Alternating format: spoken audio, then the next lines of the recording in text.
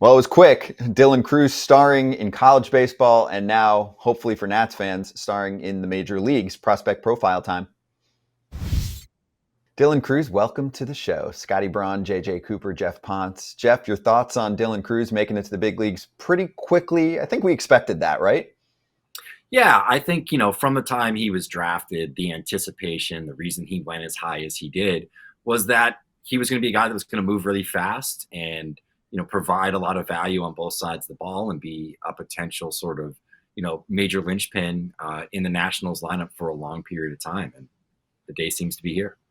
And the thing that stands out to me with Dylan is this is not a shock because he's been kind of famous for quite a while. This was a guy who was a very prominent prospect when he was in high school. Now, it was a kind of weird time and didn't have it kind of made sense for him to go to LSU. And then it really made sense for him to be at LSU because he consistently demonstrated that he's one of the best hitters in college baseball, one of the best hitters in LSU history, and obviously important for him and for many Tigers fans out there, a key part of that LSU national championship team in 2023. And here he is now. Now I feel like that he's kind of being asked to be a key part of a Nationals rebuild that's trying to get them back to where they were a few years ago, obviously with that World Series win.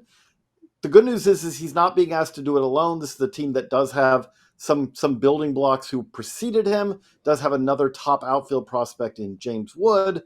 But with Cruz, you're hoping that the bat, the combination of hitting ability, and I would say some athleticism and solid defense, Scott, should all work together to make him a very well-rounded player.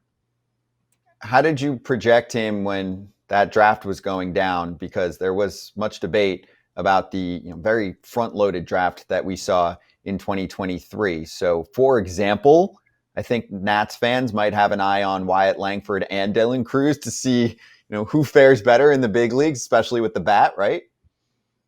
Oh, absolutely. And obviously, if you're a Nationals fan, when Wyatt Langford made the opening day Rangers roster, probably was a little bit of a cause for concern. He got there faster, had a better end of that 2023 season as well. I think at this point, we thought that Cruz was the better hitter, the better pure hitter coming into the draft last year. But at the same time now, if you said purely on the bat, I would say that Langford, especially that combination of hit plus power, might be a little better than Cruz. But Jeff, I think if Cruz is going to end up winning this discussion over the long term, I think that defense probably would play a role in that. How do you kind of see it?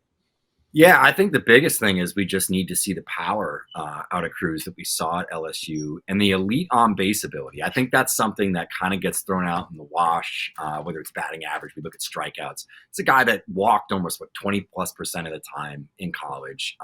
Immediately in pro ball, showed that he can get on base at a high clip.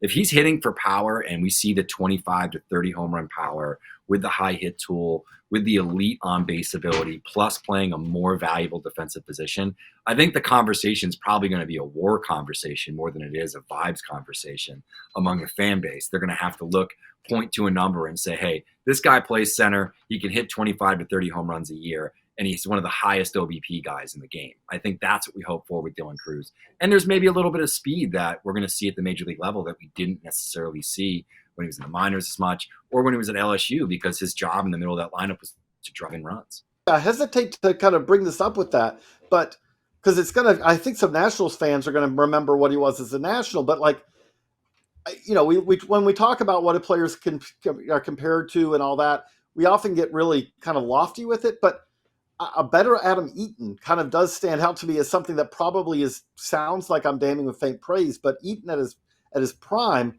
was a guy who really got on base, who hit for average, and has some power while playing up the middle. Jeff, am I selling him short when I say that? I think for some people you are. I think just in terms of what the hope is I think you'd hope for more of like a George Springer with a guy that has high on base ability, has impact, is a winning ball player too. Where Eaton, I don't know if necessarily had that ceiling. And I think when you look at Cruz, there's a little bit more ceiling there. And that's why I think Eaton's a very safe comp.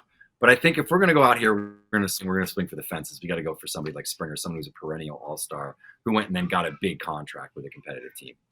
So then, Jeff, I wanted to ask you about the Nats system in general and where you think they're at, because they went with the old school at this point, scrap it all down and restart, or just, the plan that's worked for many teams on this front. So do you feel like they're tracking in the right direction? Like this is all going to be worth it in the end for them to have, 4 or 5 lost years of DC baseball after the World Series title?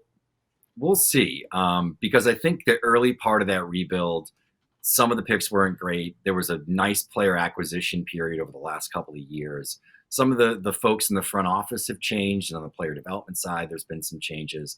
So we need to see what sort of fruit that yields in terms of some of these other players that are going to come up and be brought into the system in the next couple of years. I think this is sort of the front end of it. They happen to have some very high end names that have been able debut this year, which I think is a huge benefit to them. But at the same time, I think it's kind of like it's C plus territory right now, where it's kind of like wait and see, and we'll sort of delineate up or down the scale depending upon how the performances look and how the next couple of drafts look. I think they're still sort of in the rebuild phase where it maybe took a little bit longer to get going than some other clubs might have. I think the reason that Jeff's kind of putting it that way, I agree with it, is the concern you have to have, and again, this is not really focused on Cruz, not focused on James Wood, but the Nationals have really, really struggled to develop position players. You have to go back to the Bryce Harper, Anthony Rendon, Michael A. Taylor era to say who's the last truly homegrown position player prospect that they've drafted who's turned into a regular, a long-term regular. Obviously, that was some great picks at that time, but that's a while ago now, and there's been a lot of players in between where it just hasn't worked out. So what we have to see is okay.